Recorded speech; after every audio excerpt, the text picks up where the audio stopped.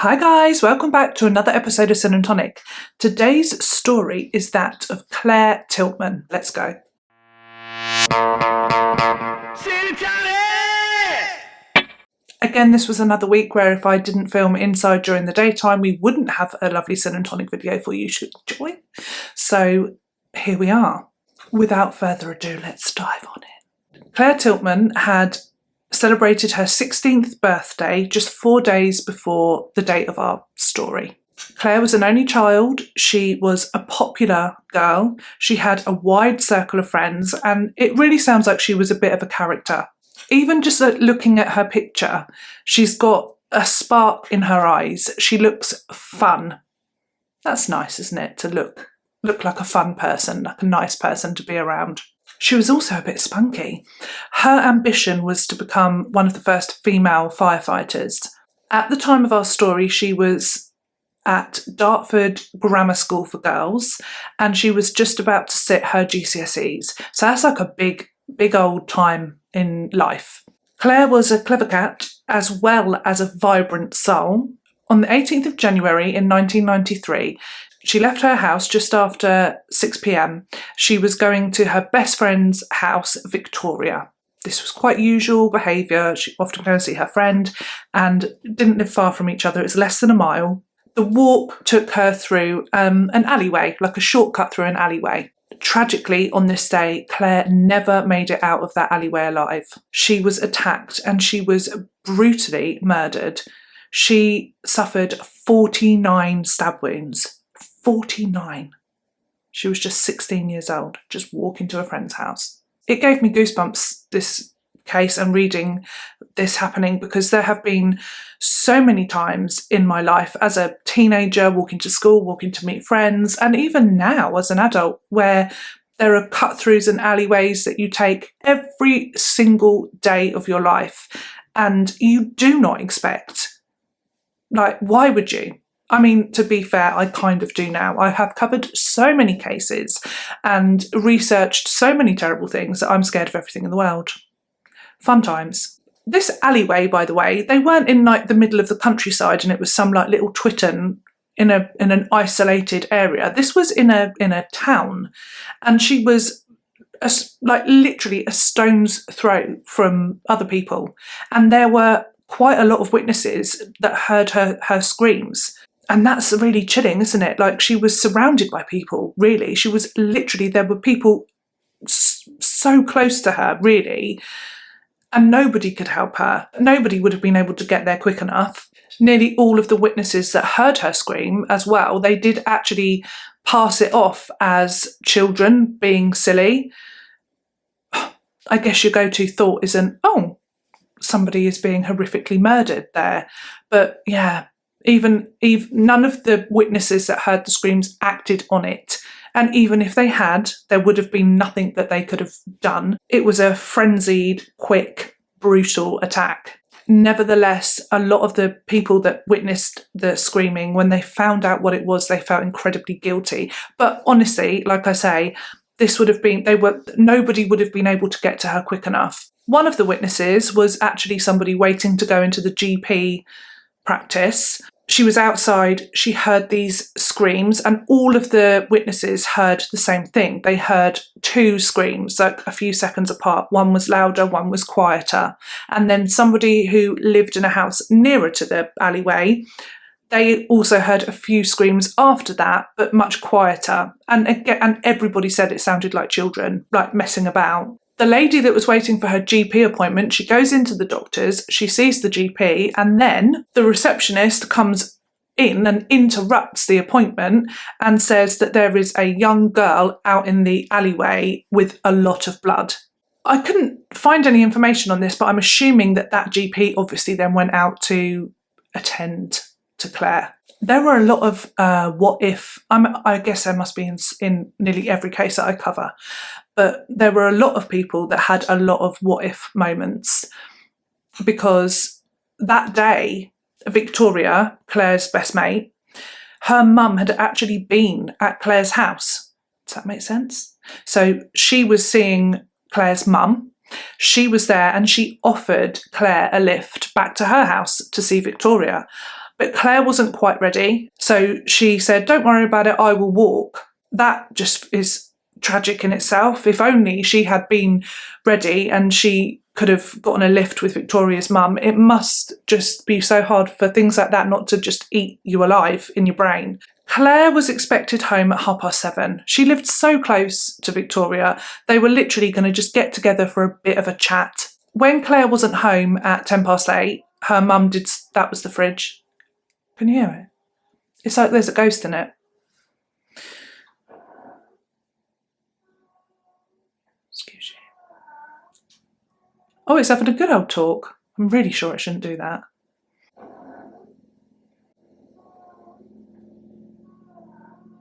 Oh, it sounds like it's crying. When Claire wasn't home at 8:10, her mum called Victoria's house because she was worried, and that's when Victoria's mum and Victoria were like, she didn't actually turn up, and they just assumed, no biggie, but she just hadn't gone round. Also, isn't it odd to think, because we're so used to having mobile phones, because if that was now, you would text, Victoria would be texting Claire, where are you? And then things probably all sort of go into motion a bit quicker because we have such quick and easy communication. But 1993, no chance. It was house phones, phone boxes, letters, like what, It's weird to think that it was so different. Panic began to set in for Claire's mum. That must be the worst feeling, really awful. And she called her husband, she called another couple of Claire's friends, and then a neighbour came and spoke to her, and this would just have you in a tiz, to say that there had been an incident down the road and that there were ambulance, police. It was quite a big hoo-ha. That must have made Claire's mum, yeah, that's English, panic. But she also thought, well, perhaps Claire has been caught up in this incident and she's stuck and she can't get through. These things sometimes, they're just a nightmare, aren't they? So Claire's mum, and the neighbour went to the police station to say that Claire hadn't come home, she was due home, and that she was effectively missing, but she might be held up in this situation, and she's a 16-year-old girl. They took a description of Claire and then they sent Claire's mum home. It wasn't long after that that police came back to Claire's house. They arrived with the horrific news that Claire had been murdered. And the speed that all this happens is just blew my mind. I couldn't almost cope with it as I was reading it, but can you imagine being Claire's mum?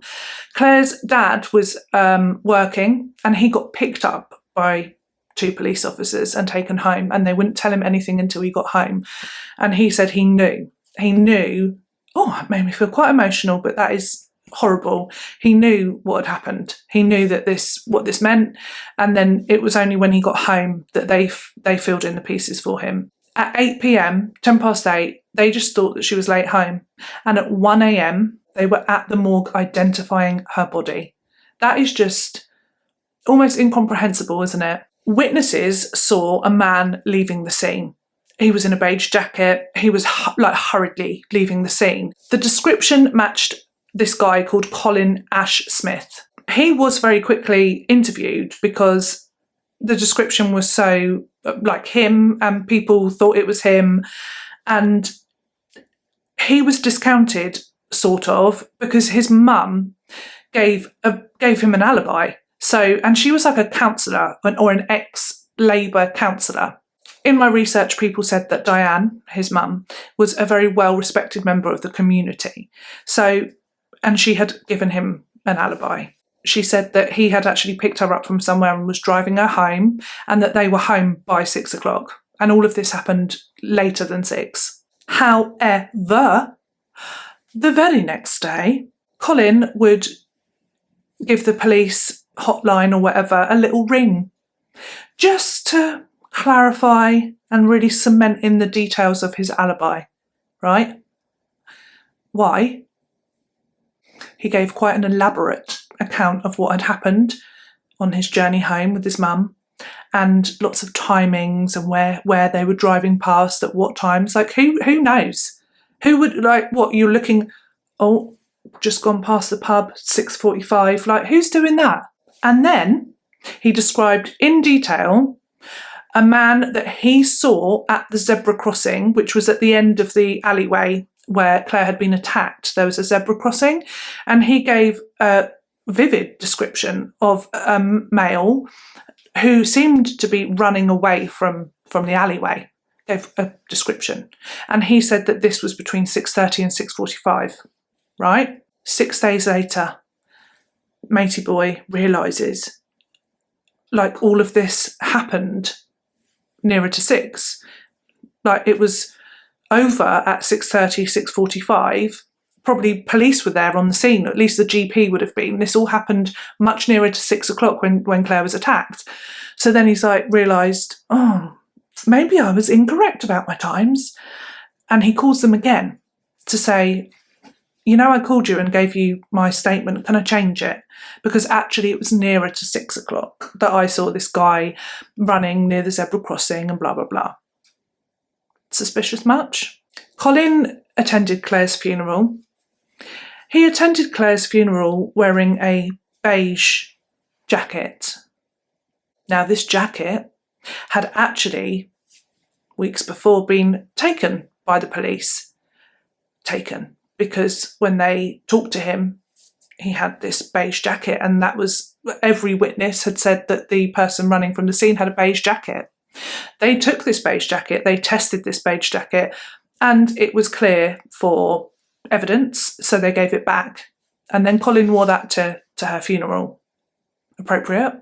The police did talk to Colin at Claire's funeral, because it's that thing, isn't it? I mean, I don't know why this is a thing, but often people that have, what's the word for these people? The killers will attend the funeral or lurk somewhere. Lurk, that's a good word, like lurk behind a tree. It's always like that in TV, isn't it? They're like lurking, watching on, because it's like, you know, gets them off or whatever.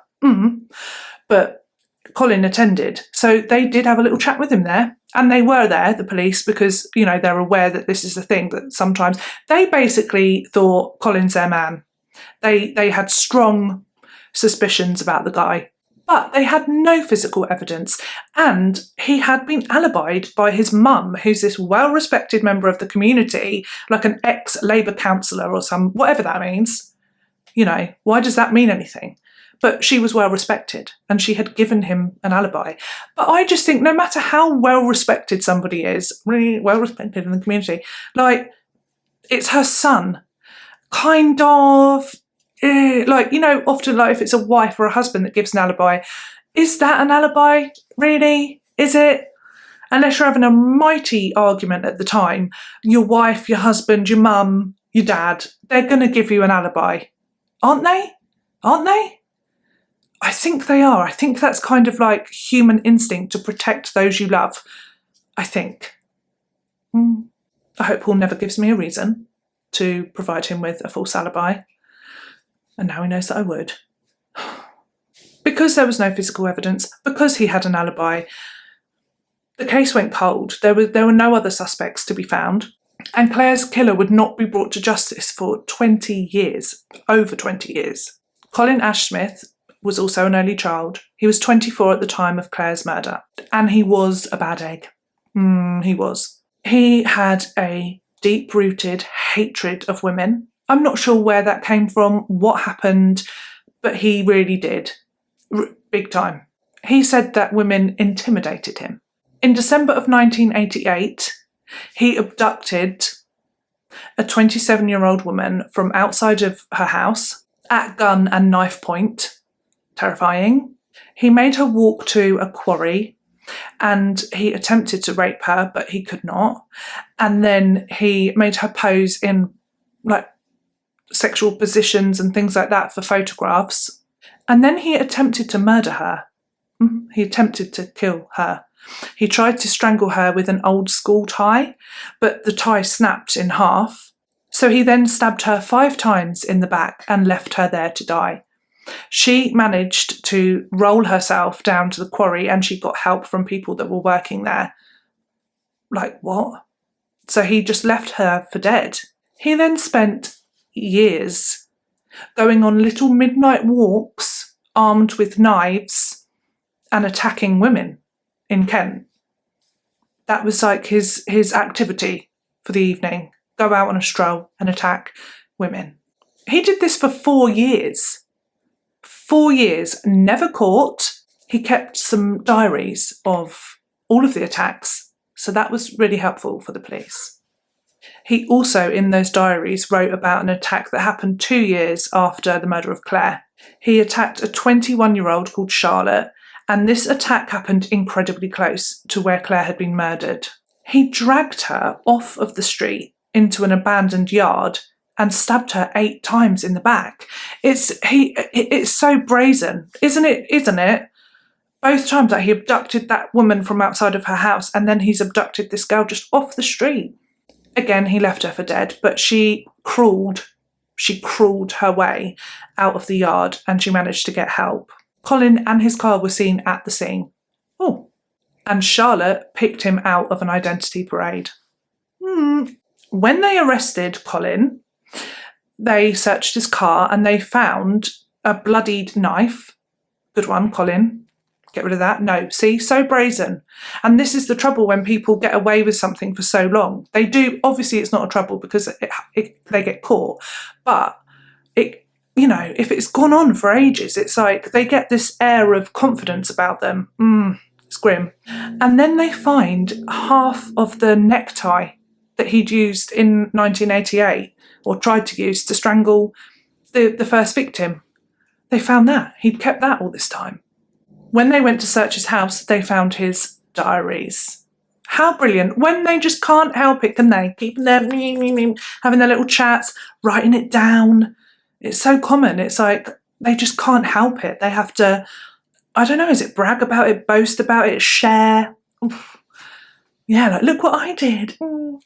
He was interviewed and he confessed to the attack in 1988 and he confessed to the attack on Charlotte, but he did not admit to Claire's murder. That was a no. Now, in my head, it's like, well, the attack in 1988, she survived. He left her for dead. It was attempted murder, but she survived. And then Charlotte's attack, again, attempted murder, she survived. Claire died. So maybe that was his thought process. Perhaps Mummy had given him this false alibi, hadn't she? Maybe he didn't want to get Mummy in trouble. He was charged with the attacks on the 2 women and he was found guilty. He was sentenced to life with a minimum of 15 years, but he was not charged with Claire's murder. Claire's family fought tirelessly for a conviction because they did really strongly believe that he had murdered Claire.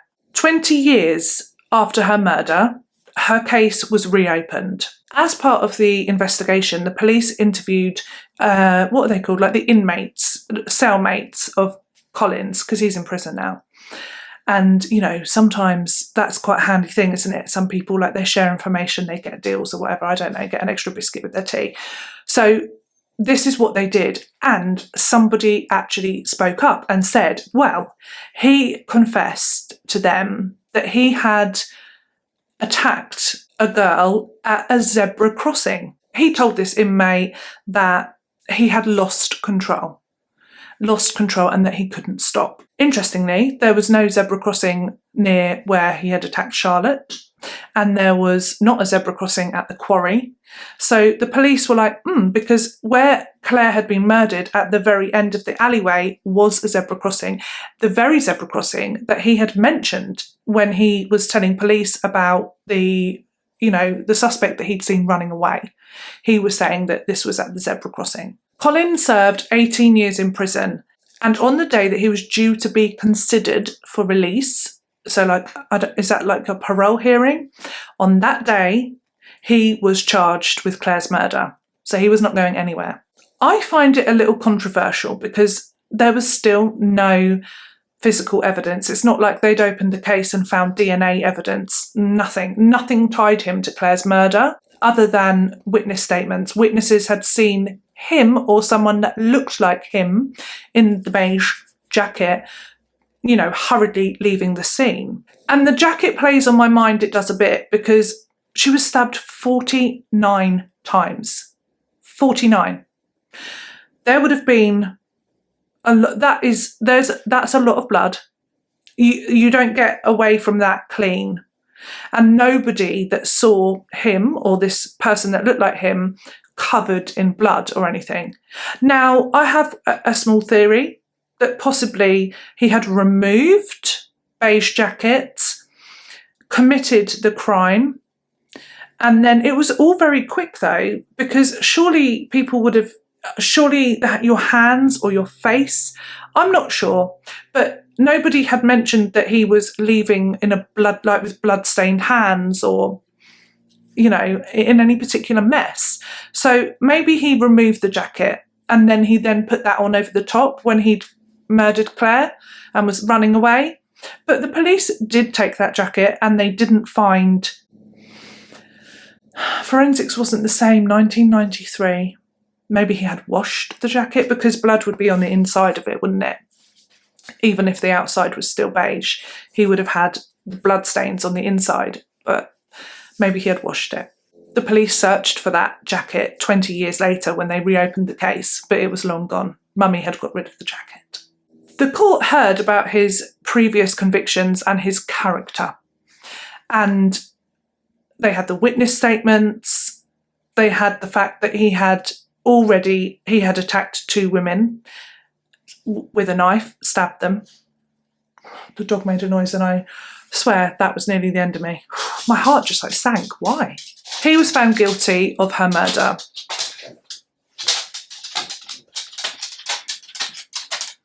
Doggy's there. He was given a life sentence with a minimum of 21 years. And please take a seat. Sometimes in cases like this, the person is given a smaller sentence because they've already served so many years. He'd already served 18 years. And obviously, if he'd have been sentenced for her murder and found guilty of her murder back then, he served an 18-year sentence. But the judge was having none of this. No. He served it. What? He sentenced him, kind of just separately. Just deal with it. Colin did not attend his sentencing. There is a twist in the tale. Yes. Some believe, excuse the dog please, he's having a moment of wandering. Some believe that Colin is innocent. He did not murder Claire. Some people think that that was the work of Robert Napper. Now, I have talked about him before. I've covered his case. He murdered Rachel Nicole in Wimbledon.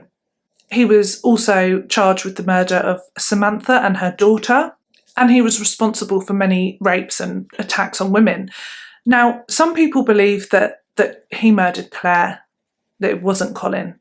Claire's murder does have some similarities with the Rachel Nicole murder. Napper lay in wait for Rachel, or his victim. He was waiting for somebody, and then he stabbed her 42 times.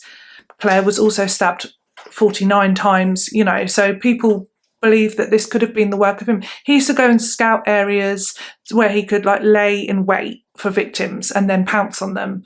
So it was a similar sort of frenzied attack. People believe that the police got it wrong and they didn't want Colin out, so they pinned it on me. There was no physical evidence. Excuse you, it's a bird. There was no physical evidence to tie Colin to Claire's murder. Sadly, Claire's parents would never see justice for their daughter because they both sadly passed away before the sentencing, before he was even charged. They had both been convinced of Colin's guilt though. Colin's father was sent to prison for 12 months because of perverting the course of justice. Apparently, when they went to search his house, before they could get there, he had boiled and then smashed up a knife, right? And I'm not sure if his mum was convicted of perjury or anything like that. Not perjury, what's it called? Perverting the course of justice. I've just said it. Because she gave him a false alibi.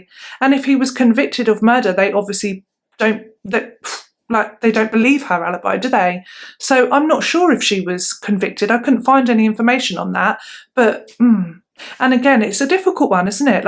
I think it's your instinct to protect your kids, and I think that's what they were trying to do. Not that it's right, But you can see, can't you? You can see how that happens. There's so much more information and theories about Robert Napper online. I don't know. I find that a bit of a coincidence that Colin was seen leaving the scene. I can't explain the beige jacket not having any blood on it, but I don't know. But I just think that's so... It was so close to where he lived and to where he then also attacked Charlotte. It was his neck of the woods. So even though Napper would go around scouting areas that weren't near his home, I don't know, my gut says that this was the work of Colin. And when he confessed to an inmate, a cellmate, about attacking a girl near a zebra crossing or at a zebra crossing, he described it as losing control and that he couldn't stop. So people were saying, oh, his first victim, he only stabbed her 5 times in the back. And then years later in 1995, he only stabbed her 8 times in the back. But he himself said that he lost control to his inmate. I mean, how strong that is, I don't know. But that's what he said. So, you know, maybe. Also, he has never admitted it. So it's one of those ones. It's an interesting theory about Napper, which is completely like... There's no physical evidence that Colin was the murderer. So, yeah. Anyway, that is all I have for you on today's case. Hope you can join me next week for another true crime story. And a glass or a vase or a jar or a jug of gin. I'm hoping to get a gin with you soon. Hopefully I will be back up the shed next week and my schedule and everyone else's schedule will just be a bit more chill. Because at the moment it's... But that's fine, keeps us on our toes, doesn't it? Oh, quickly, I got a gift from a friend. This is what I'm going to drink next week, okay? When I have a gin with you. It's pink marmalade gin. Get this though, colour changing gin. Say what? Colour changing gin. What? Thank you, Patreon members, so much. There's quite a nice bunch of you now. It's lovely. And I am going to make cocktails for my next Patreon video. I'm going to make some. So I might show the process of this beauty in motion in that. But I am going to drink it next week because it's very exciting. Colour changing gin. Oh, my Lord. Too much. And what a bottle. Isn't that just gorge? I really find that pretty and wonderful. I love it very, very much. See you all in the comments. Can't wait for our chats. And I will see you all next week for another true crime story. I love you. Be good. Bye-bye. Bye.